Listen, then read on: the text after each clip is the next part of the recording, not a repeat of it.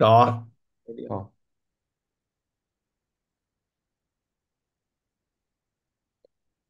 我搞了一个第三方账号，过两天跟你线上我们 test 一下。好，行。你这个，你这个，哎，广勋你好，哎哎，陆川，你好，你好，哎，孟嗯，老师早。哎，朋友你好，哎，这我这是个，我这是冒着被抓的风险来主持你的 talk 啊，非常感动，你肯定这个得赶上，原来是现在是什么个情况？简直，哎，今天立豪主持你的 talk，我呢今天跟你打完招呼我就不出现了，我就给你录像就完了，我就不出现了。否则啊，回头看谁给我打小报告，回头 FBI 来抓我了。理解，这个 take care，那边怎么会这么紧张？现在是，你要问我们的老板呀，哦我哦，们这个大老板，这个不世出的奇才啊，哦对，看到这个自媒体一些中文的一些这个，网站上反正传的一些消息，感觉蛮快的。现在，哎，嗯，是啊，那每天好几天，每嗯，天各种变化，哦，就是我们其实不能去开会的，不能出国开会啊？我们什么会都就是线上会议我们也不可以开。哦，对，当然了，它的主要针对的是你不能去做报告，他没有嗯说能不能主持会议，但是呢，理论上其实也是不可以的，所以我等会儿就消失了，那我就跟你打个招呼，对不对？哎呀，有点遗嗯，憾，这个你看，你这个花了很多精力组织这个seminar，没有没有，我觉得还这个我们还是要没有我现在一样啊，利好也可以啊，我没有我有没有我没关系，我们会议还是要继续，science 还要继续。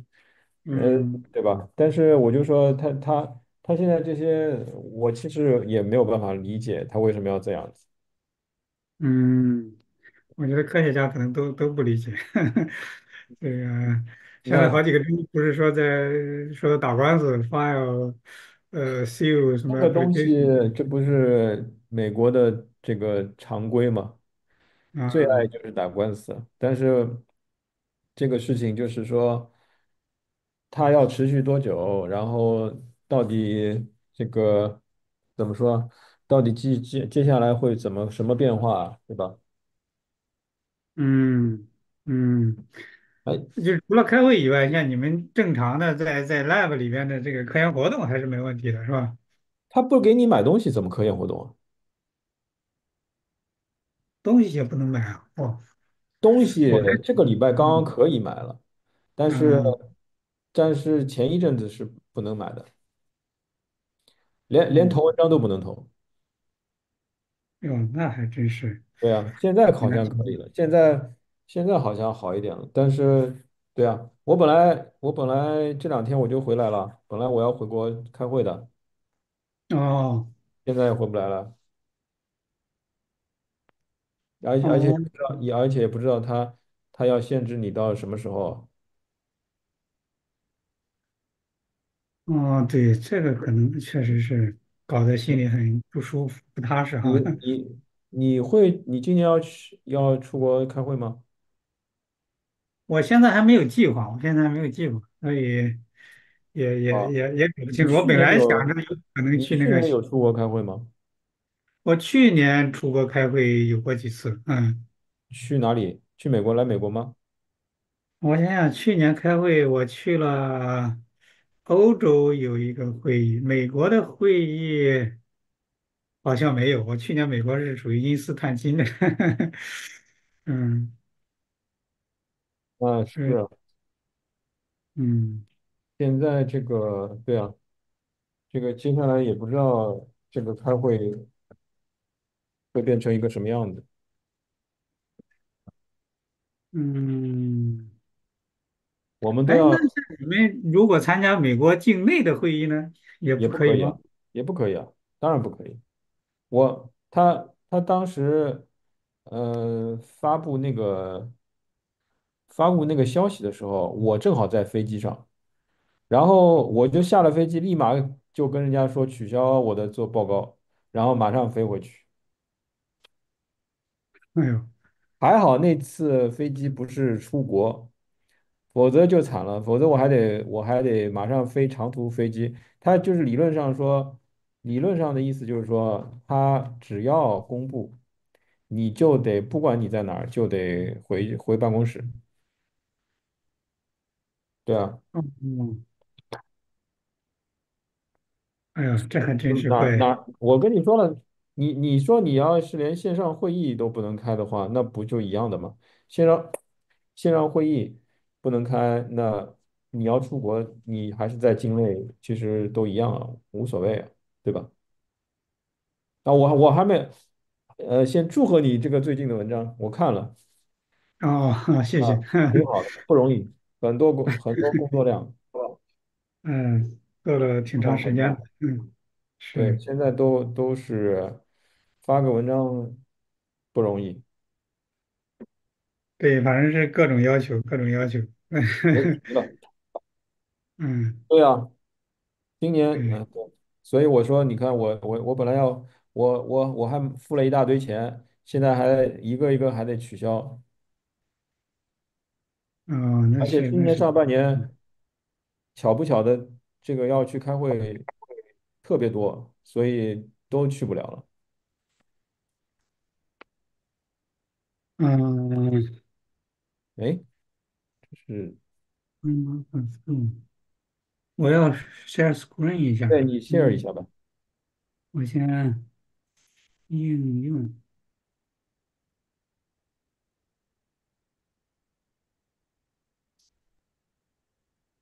我都一下子找不到在哪儿 share。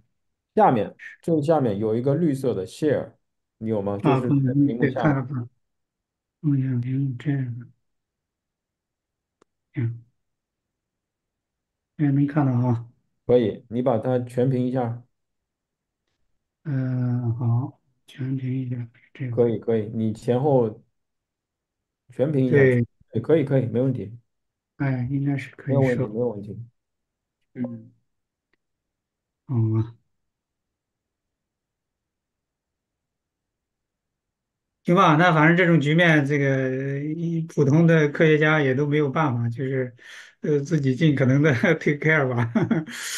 嗯对啊，那怎么办呢？那现在只能等着有没有进一步的情况变化了。那其他你也做不了什么事情。嗯对啊，嗯所以啊，这个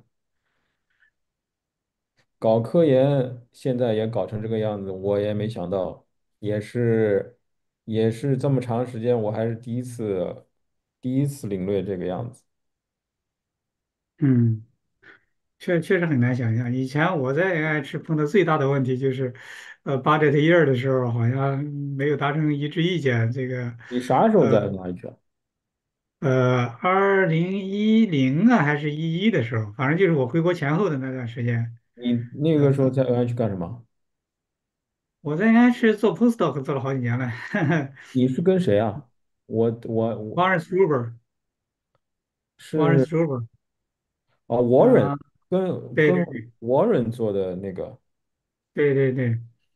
嗯，当时是有一次，好像这个因为 budget 没下来，是9月、10月，好像是还是10月、11月那个时候，还有3、4个星期，这个上班不大正常，但是远不像你现在说的这么 crazy。现在嗯越来越那个离谱。嗯那嗯，那你也在10号楼是吧？对对，我当时在10号楼那个 West Wing，就是我知道，Clinical 我知道，我 Center。知道，我知道 Warren 的那个。嗯，对，我去的时候，他刚从那个老楼搬到新楼去。我知道。嗯。对，那行吧，那我觉得时间立好，要不你主持一下，我就隐退了。嗯，好的，也没有隐退，也是在这个在这个好了就是好了，一起的哈。广军，好了好了，好嘞，好嘞，John, 哎，take care. 好，孟老师，如果你准备好了，我就开始介绍你，我们就开始今天的报告了，可以了吧？Yes, we can 好 start. 的，OK OK OK. Good Recording morning, in everyone. progress. Good morning, everyone. It is really my pleasure to introduce today's speaker, Professor Meng Guangxun, an expert in the fields of mucosal immunology and inflammation. Professor Meng is the chief of the unit of mucosal inflammation and the executive director of the Center for Microbes Development and Health at the Shanghai Institute of Immunology and Infection, formerly known as the Institute Pasteur of Shanghai, Chinese Academy of Sciences. Professor Meng earned his PhD from the Technical University of Munich in Germany in 2004. He then moved to the United States, where he joined the NIAID at the NIH, as I just mentioned briefly, as a postdoc fellow in Dr. Warren Strober's lab. After completing his postdoctoral training in 2010, he started his own independent research group in Shanghai. His team focuses on understanding mucosal immunology and inflammasome activation in barrier organs, including the gut, lung, and the skin. Specifically, his research explores the immune responses to viral infections in the respiratory system, as well as the role of inflammation and the immune system in cancer within the gut.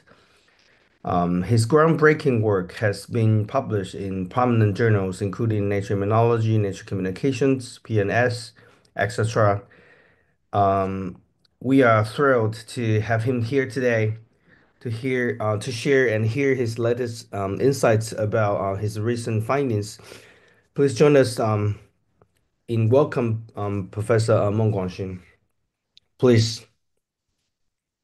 Okay, thank you, Paul, for the kind introduction. And I also would like to take this opportunity to show my appreciation and thanks to Chuan for organizing this series of great seminars since these years. I attended quite some of them and learned a lot. So it's really a very nice platform for immunologists, especially yeah, the Chinese immunologists share knowledge and communicate with each other.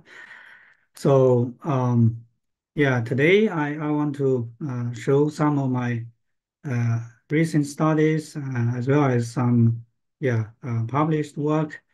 Uh, yeah, hopefully get feedback from colleagues and yeah, possibly we can initiate some um, further communication and collaboration. So I'd like to start with this general slide to show that in the world we are living in, there are a lot of different macros, including many types of bacteria, viruses, and also fungi. Our immune system was taken as the front line or the key settings for the host to combat against pathologic microbes.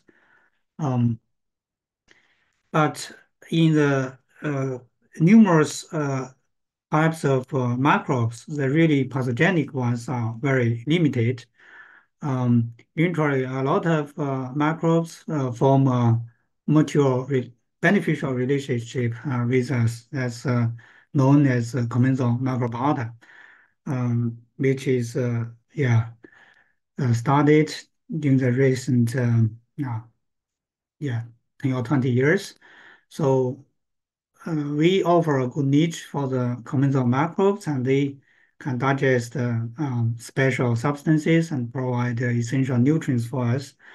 Um, on the other hand, in the mucosal organs, like in the gut and the lung, so there is a constant interaction between commensal microbes and our immune system, which is very important to keep the homeostasis locally.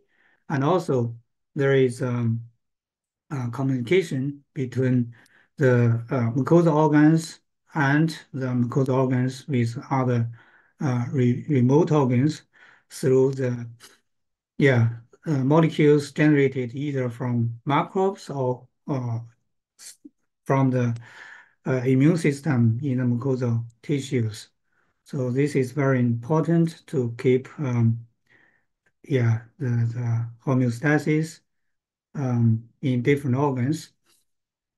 So no matter it's pathogenic microbes or commensal microbes, the interaction between microbes and the host needs a molecular intersurface. Uh, yeah, in most cases, products from the microbes, now called microbes-associated molecular patterns, can be sensed by pattern recognition receptors expressed on host innate immune cells or epithelial cells. This recognition initiates signaling and leads to either quick innate immune response or instruct of adaptive immune system to establish um, immune memory. So pattern recognition receptors have been studied quite extensively during the past 20, 30 years. Now, many different members have been identified, including toll-like receptors and also NOD-like receptors. Um, Here, a group of NOD-like receptors and some of the DNA sensing receptors can form a special protein complex called inflammasome. And assembly of the inflammasome will lead to activation of caspase-1, and caspase-1 can cleave pro-alpha beta into its mature form and fulfill the downstream function. So far, quite some inflammasomes have been identified.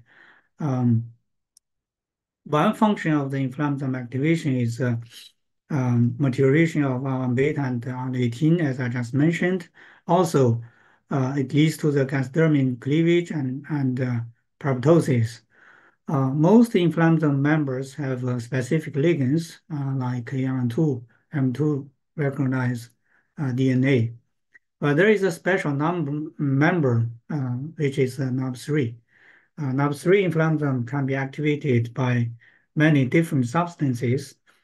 Um, and also, there's another special property of the NOB3, which is there are a lot of gain of function mutations identified from the NOB3 NOT domain, which cause to a set of autoinflammatory diseases called Quark-associated periodic syndromes.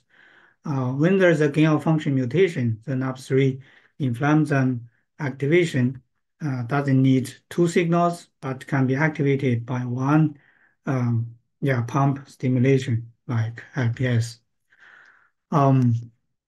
Back to quite some years ago when I was still working at NIH, we generated NAP3 mutant mouse mimicking the CAPS patients. So macrophage cells from this animal do not need the two signal system to activate, but only one LPS stimulation can lead to activation and alpha beta generation. So these animals do not only have higher alpha beta expression, but alpha beta also drives the Th17 development. So this was also one of the few studies showed that alpha beta is an important element to drive Th17 cell development. Following this work, we found that if the pregnated mutant mouse is treated by antibiotics, the pups have much less skin inflammation, which means the skin inflammation in these mutant animals is associated with microbes. So we immediately realized that in our body there is a lot more microbes in the gut, but I observed at that time the gut of this mutant animal is totally normal. So I followed this question and did a set of studies. Yeah, uh, quite a few years ago. That's to understand how come this phenomenon happened. So we used a reporter mouse showing the expression of NAP3. First, we want to know whether there is NAP3 expression in the gut tissues. And we found that in the gut epithelial cells, there is no NAP3 expression, but in the innate immune cells in the gut, including the macrophage, different types of dendritic cells or monocytes, there is a clear NAP3 expression. So it is expressed in the gut innate immune cells. But why there was no inflammation? We thought probably the activation there is different. So we tested um, yeah, innate immune cells isolated from the gut and compared with the bone marrow macrophages. There we found that the cells from the gut can be still activated by a LPS or heating activated bacteria. So there is hyper production of beta upon stimulation. So, but yeah, the R18 level didn't show a clear elevation in this experiment. So, yeah, if there is no constitutive inflammation, we wanted to see whether to give a DSS challenge to, yeah, to induce colitis. Maybe there is a phenotype, but to our surprise, we found that the mouse carrying the upstream gain function mutation actually have less disease. They have less weight loss, and also we checked many other parameters, including the colon loss and some inflammatory cytokines, and also the permeability of the gut. The NAP3 mutant carrying mouse have less inflammatory damage in the gut. So we also tested with a tumor model that's AOM plus DSS-induced colon cancer model. In this case, it's again the animal carrying NAP3 gain-of-function mutation have less uh, tumor load. We got stuck in this step for quite some time until we found our great collaborator from the Shanghai Jiaotong University. That's Professor Li Ping Zhao and Chen Hong Zhang's lab. We realized maybe there is something to do with microbiota. So we did a co-housing experiment and found that after co-housing, the phenotype in this case is colitis comes into between. So the co-host animals have some sort of intermediate phenotype compared with the latent control Y type or the mutant animals. So we thought most likely there is a microbiota difference, which was confirmed by the yeah microbial 16S based sequencing. We found that the late meter control animal and the mutant animal, their microbiota pattern is very different. If we analyze the structure or network between the microbes, the mutant mouse shows such a scattered pattern, but the late meter control Y type showed yeah a very dense yeah distribution of the microbes.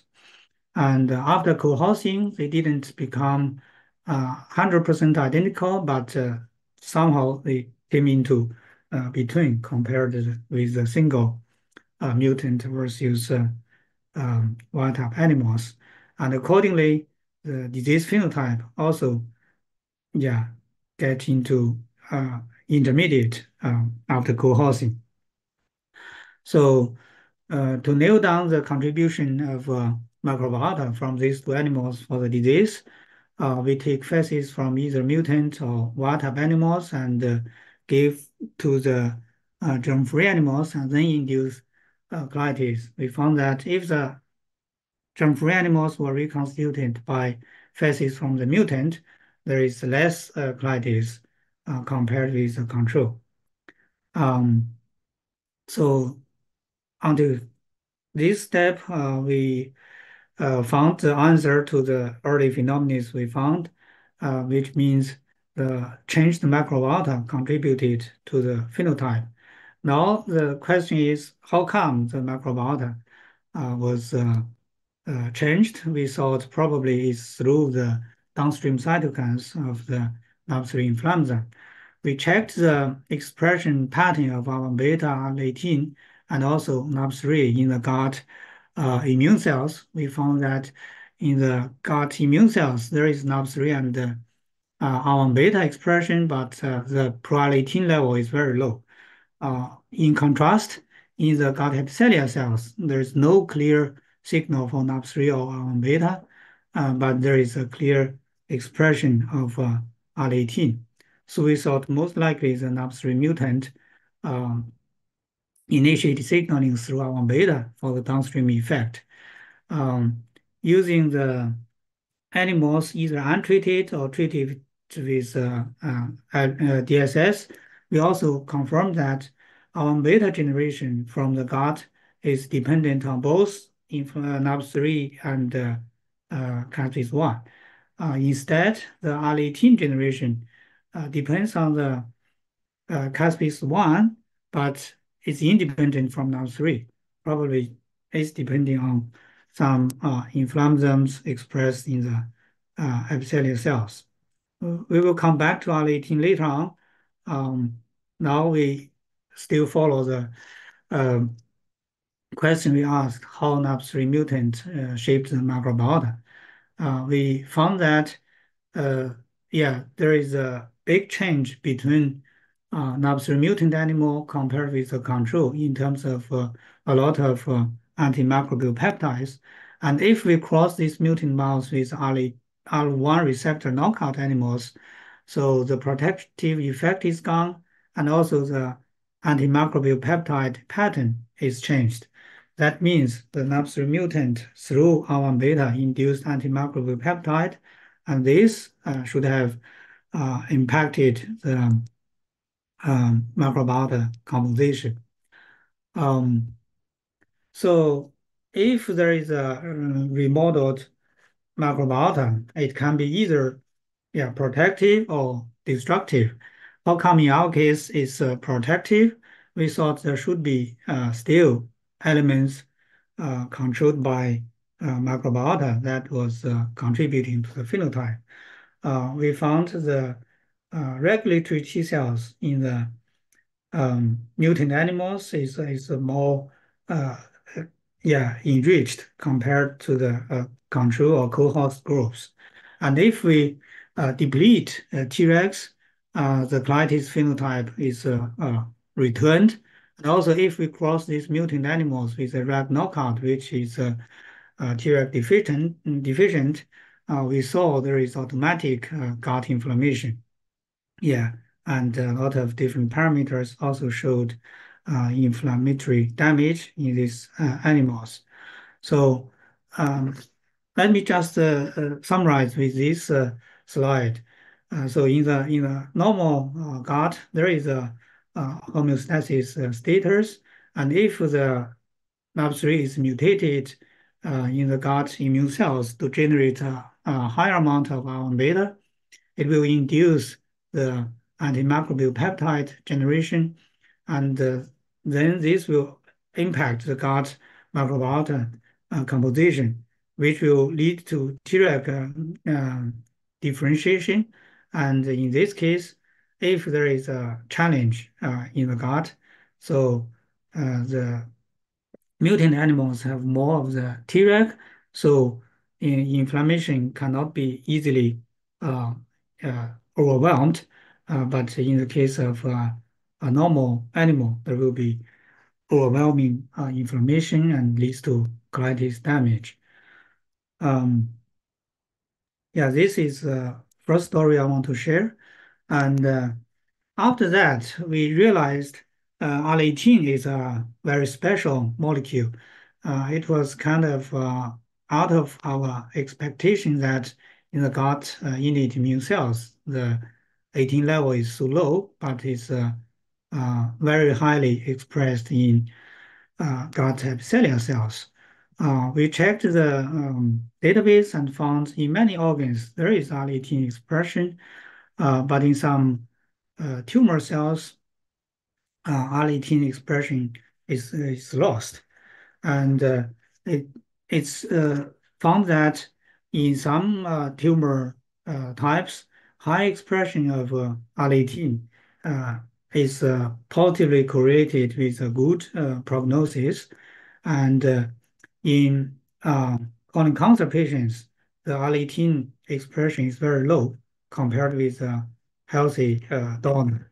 So we hypothesize that probably losing IL-18 can be um, a mechanism for the epithelial cells to grow uncontrolled and become tumor. Um, so a few words about IL-18. So as I mentioned in the very early part, pro-IL-18 can be cleaved by caspase-1, and recently it's found it can be also cleaved by caspase-4 in a human molecule and generate mature IL-18. Mature IL-18 signal uh, through its receptor and induce NK and T cell activation. It is very important to induce interferon gamma and uh, uh, inflammatory cytokines to control tumor. But there is a molecule called IL-18 binding protein. It can bind the IL-18 receptor with very high affinity. Uh, in this, which made the IL-18 in many cases cannot really fulfill its function uh, in vivo. And also, besides caspase-1, caspase-4, it was found some other proteases like caspase-3 can cleave pro-IL-18 and generate a short form. And uh, quite some years ago, there was a study showed that the caspase-3 cleaved short form of IL-18 cannot induce interferon production like the mature IL-18. So this thought this short form is not functional. Um, then we thought, well, maybe this short form is doing something in the tumor context because caspase-3 activation is often found in the um, yeah apoptosis process of tumors. We confirmed that compared with macrophage in the cancer cells, um, there is no caspase-1 activation, and the caspase-3 can be easily activated upon some stimulation. And in this case, we can see there is a short form of IL-18. Um, so we characterized this short IL-18 through in vitro experiments and found, if we use recombinant caspase-1, it can cleave and generate a mature IL-18. But if we use caspase-3, there is a short form of IL-18 generated. It is a short form of IL-18. It doesn't secrete into the supernatant like the mature IL-18, but rather stays in the cell. And if it stays in the cell, it goes into the nucleus. From this staining, we can see the short IL-18 is mainly in the nucleus. If we do a fractioning of the tumor cell, we saw the short IL-18 is exclusively in the nucleus fractioning section. Um, and also compared with mature IL-18, which is binding to the IL-18 receptor, short IL-18 doesn't bind the IL-18 receptor. So the short IL-18 is not secreted, it's localized in the nucleus, and it doesn't bind IL-18 receptor. So from this aspect, it's very, very different from the mature IL-18. But does it do anything in vivo? Sorry, it goes too much. Yeah, we did a syngeneic tumor model. Um, by either deleting the uh, R18 in the tumor cells like MC38, which has endogenous R18. If R18 is deleted from these cells, um, the tumor growing is much stronger. And in some other cells like B16, there's no endogenous R18. We overexpress the wild type form. It can inhibit the tumor growth. If we introduce some mutant form, which can be not cleaved by caspase-3 or caspase-1, the D69 is the caspase-3 resistant form. In this case, the tumor grow very quick. The D635A is the caspase-1 resistant form. Uh, this one, behaves like the wild type. Um, if we use adenovirus system to specifically overexpress the short-18 in the B16 tumor cells, the tumor growth can be strongly inhibited, which is also true in the R18 receptor knockout animal, which is telling that this effect has nothing to do with mature R18 signaling.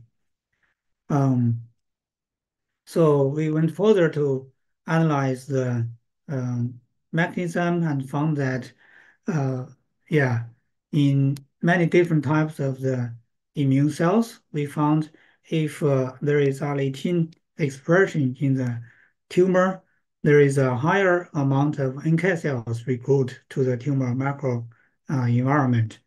And also the interferon protease in NK cells is also high in this group of samples. If there is a caspase-3 resistant mutation, this effect is gone. Um, this is telling that most likely, if the tumor cells harbor short IL-18, it can recruit NK cells to inhibit the tumor growth. We confirmed this by the NK depletion experiment by injecting the anti-NK1.1 antibody and found that if the NK cell is depleted, the short IL-18 didn't have chance to fulfill the protective effect.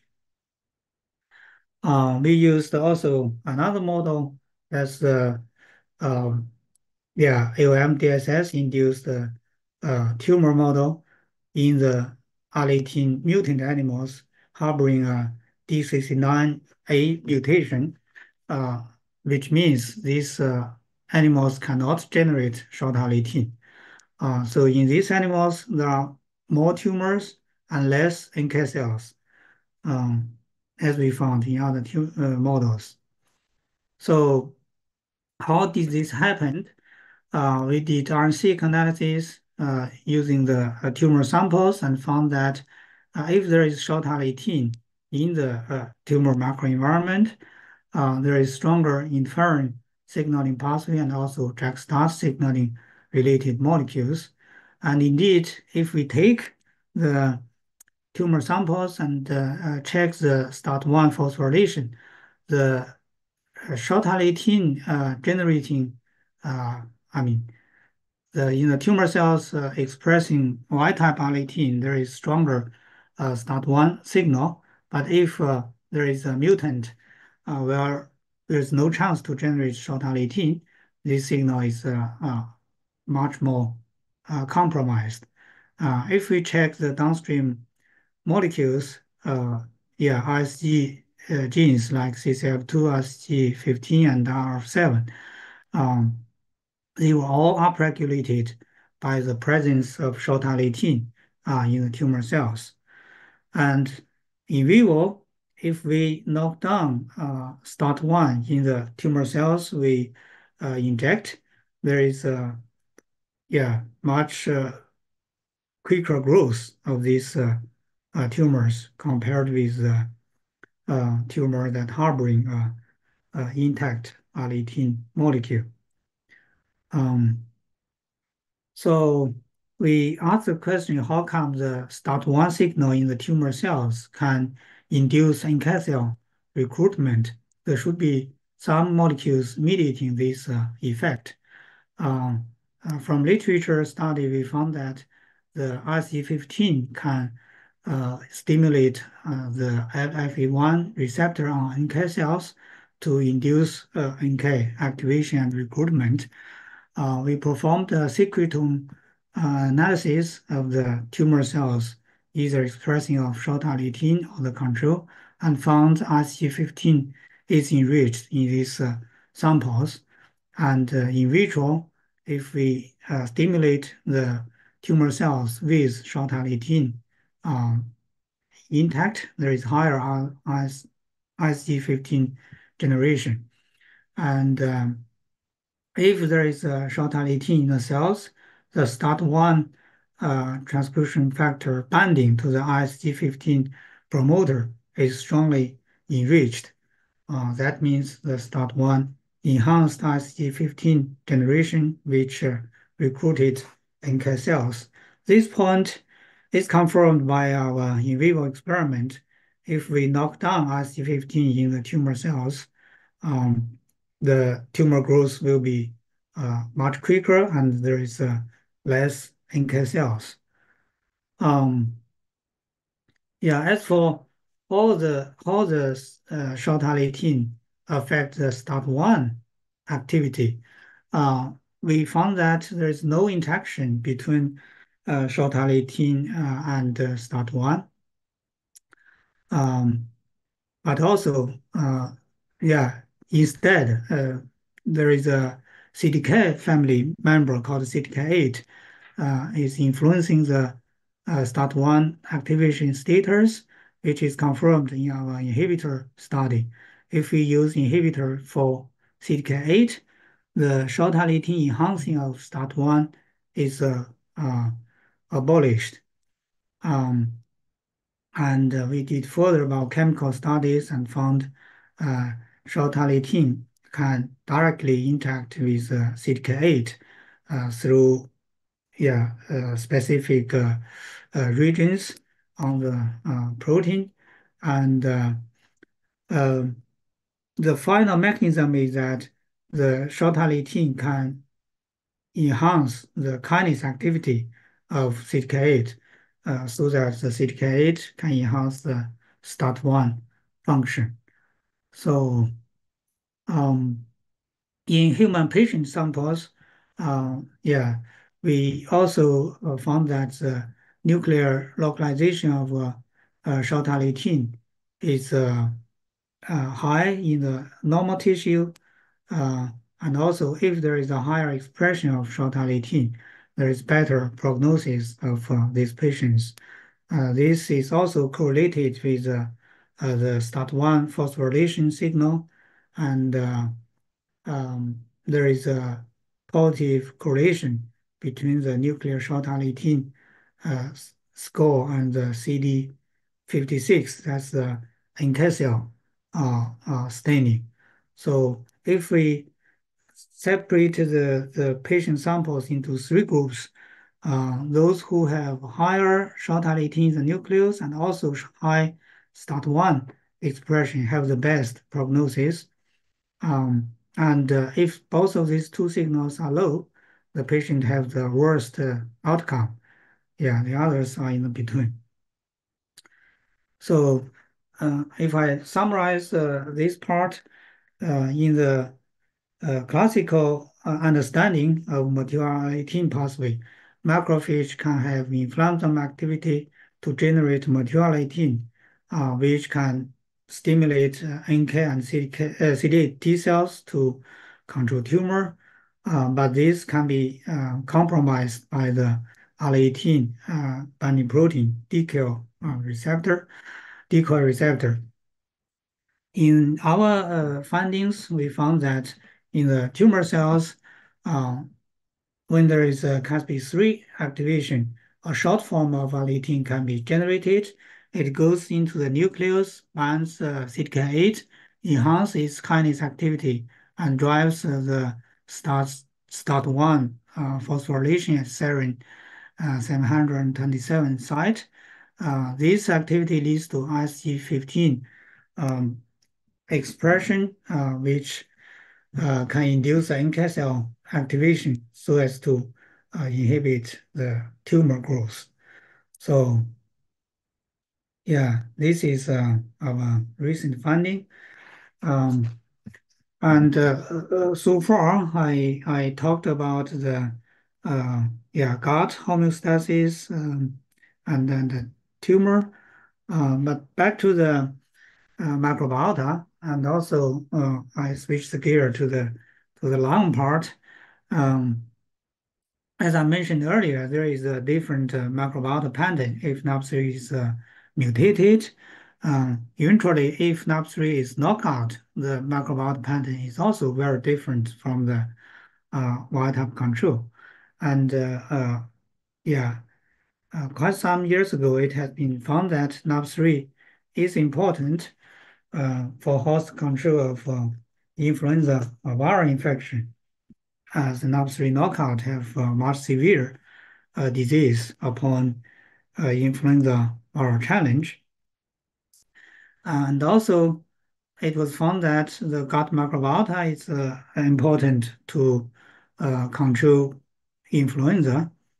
Uh, so we thought probably the gut microbiota can uh, yeah, signals through the NAP3 inflammasome to control influenza.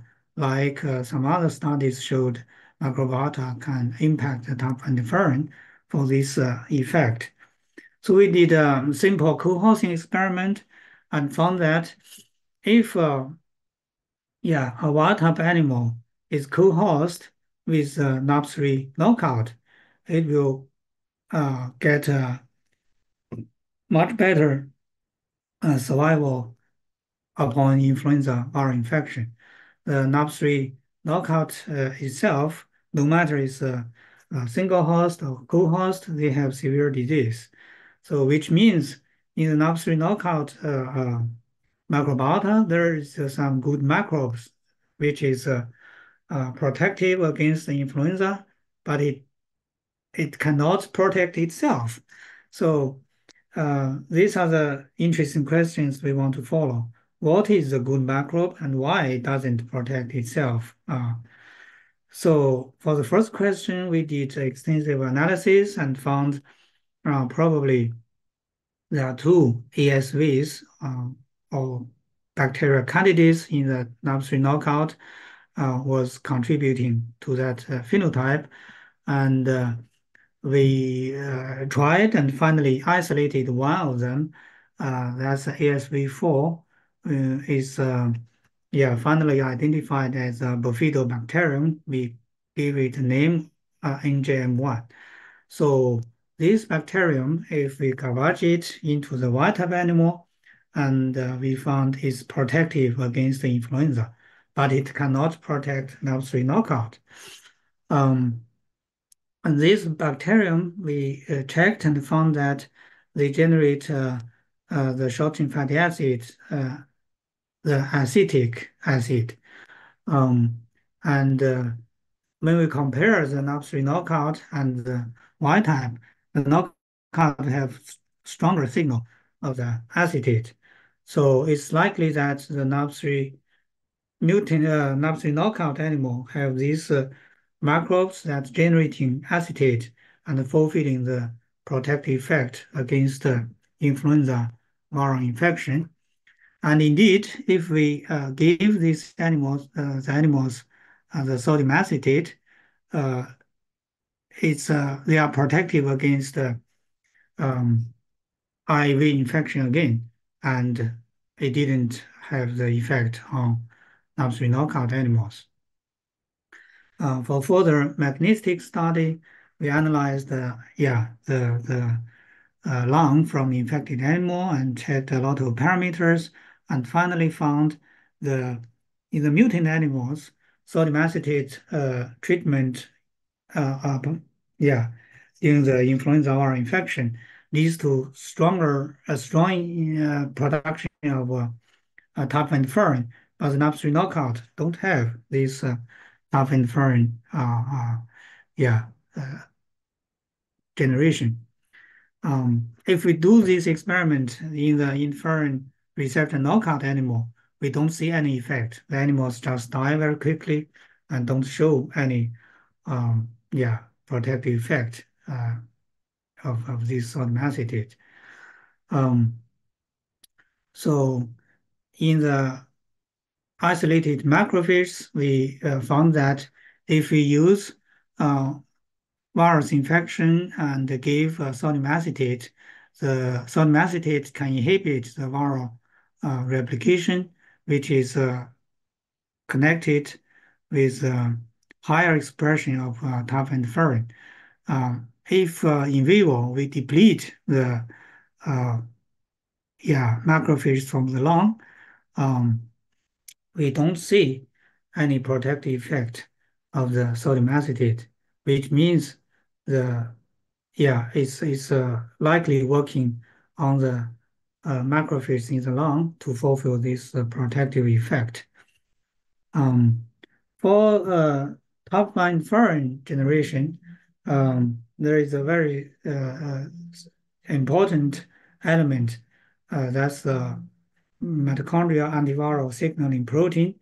Upon host cell recognition of viral RNA, mouse get aggregated and then generate top interferon. Um, so in our experiment settings, we found that the sodium acetate receptor, which is called GPR43, is very important for the aggregation of mouse in macrophages. If there is a GPR43 knockout, we don't see this aggregation, and there will be less inferrin generation. Um, and yeah, uh, back to the early questions we asked, why NAP3 knockout was not protected. We found that the NAP3 knockout in macrophage also led to the similar phenotype. If there is no NAP3, then the mouse aggregation is much less, and there is less tau inferring. And if we put all these elements together, we found that the NAP3 knockout or GPR43 knockout, if we use GPR43 ligand or sodium acetate, we found that the mouse protein cannot aggregate on the mitochondria. That explains why there is no yeah, tau interferon generation from um, these yeah, cells in the absence of this molecule. So to briefly summarize this part, um, yeah, NAP3 knockout animals generated harbor such a special bacterium, Bifido pseudolongo. It can generate acetate, and through the GPR43 receptor, it recruits NAP3 and mouse to generate a strong signal for tau interferon generation. This is very important to control virus. In the case of wild type, there is no such bacterium, so the interferon signal is uh, kind of weak. But in the NAP3 knockout, there is such a bacteria, but this signaling cascade is broken, so there is no effective generation of tau interferon either. So and that means special microbes from the NAP3 knockout microbiota can enhance the host antiviral response through tau interferon. And this is also a study showing NAP3 is not only mediating inflammasome activation, but can also contribute to tau interferon generation, at least under this special context. Well, I guess I prepared too much contents, but let me quickly go through the final part. That's the COVID study. So during the COVID time, we also started some work on this direction, which was from some observation that in the um, COVID patients that passed away in their lung, there are fused cells. It's called synthetia or cell-cell fusion. And cell-cell fusion is a phenomenon found during the uh, yeah SARS-CoV-2 infection. Either the viral particle and the target cells needs the fusion for the infection process, or the infected host cell, can fuse with the neighboring uh, healthy cell to spread the virus. In this case, a neutralizing antibody cannot even target it. So it's a very important element for the viral infection. Okay, if you see this little movie, so this one is viral infected cell. This one is viral infected cell. This is a neighboring cell. If they fuse with each other, then the synthesia is formed and the virus can spread through this mechanism. Yeah, we established a set of systems to study cell-cell fusion. One is to observe the formation of synthesia. The other is to using the luciferase system to show if there is a spike protein and ACE2 mediated fusion, there is stronger signal of luciferase. And also, the cell-cell fusion is associated with cleavage of the spike protein at special site. We call it S2 prime uh, fragment generation on the R815 site, as we found several years ago.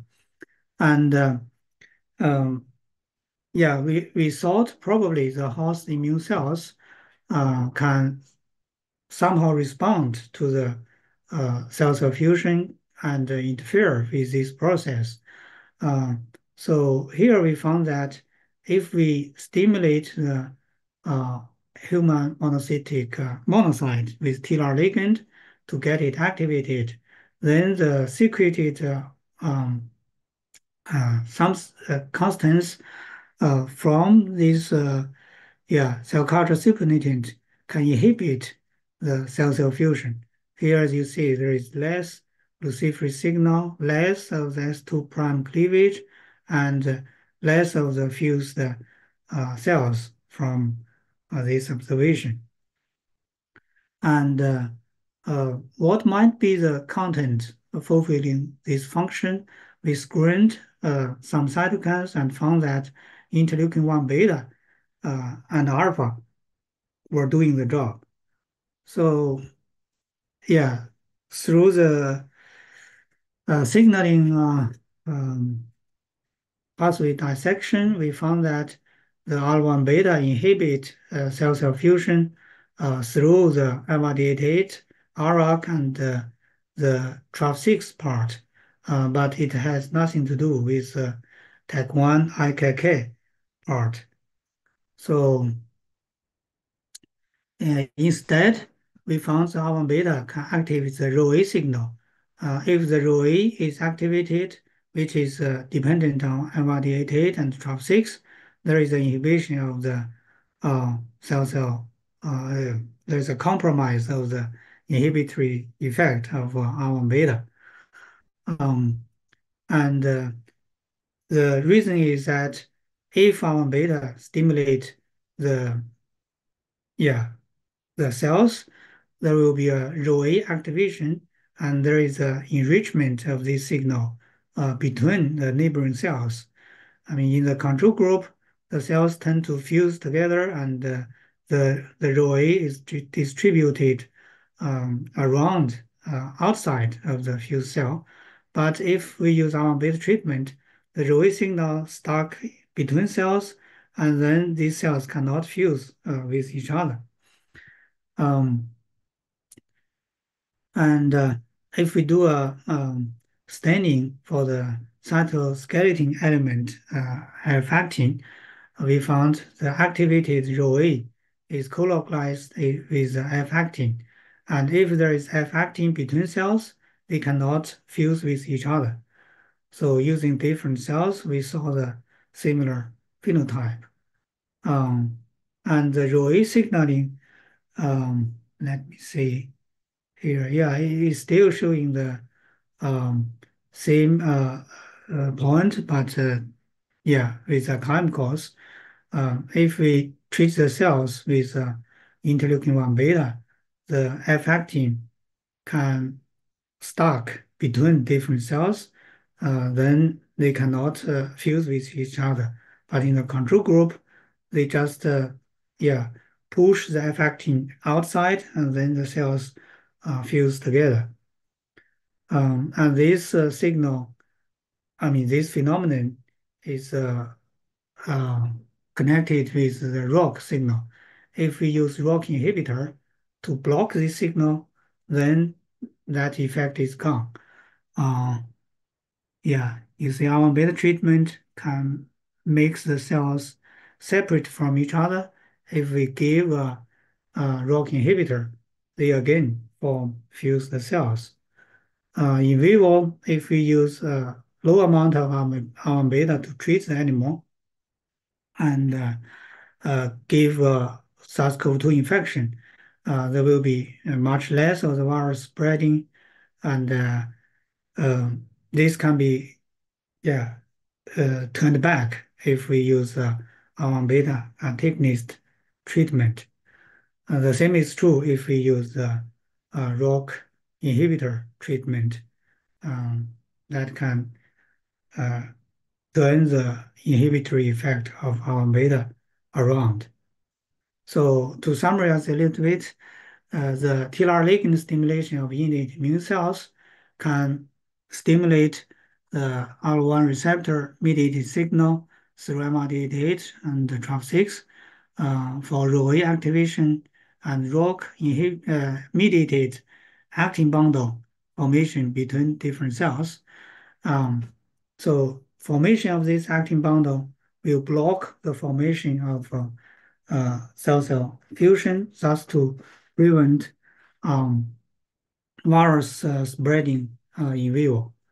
So the a low amount of pro-inflammatory cytokines can be very important to control virus from this aspect if the virus have the mechanism of cell-cell fusion. Um, so I mentioned the integrative immunology as a title.